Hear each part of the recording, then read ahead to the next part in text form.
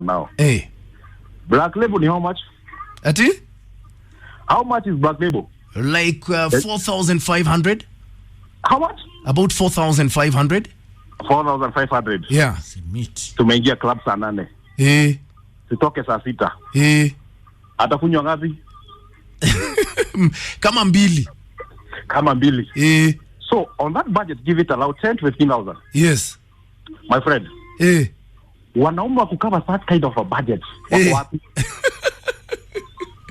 So Relax, my friend. Yeah. Yes. Let's be realistic on this. Yes. The economy of today does not allow us on such kind of a nonsense. So then where are you going to get wives from if you're not going to socialize with them? I can tell you this for free.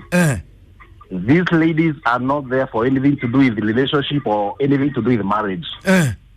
They are only there for life, to enjoy, for fun. They are going to realize that they are women at the age of 50.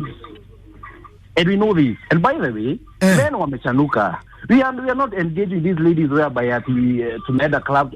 It's all about who is adding value in your life. Those are the ladies that you are making a choice on. So this is not about the clubs and whatever. So you cannot marry one. You cannot marry one of these ladies. Where black label where 10,000 unafikiria atakuja ngapi akijia kwako kwa mwezi? How much do you think that unafikiria Kengangi? Hiyo ni hesabu ngumu.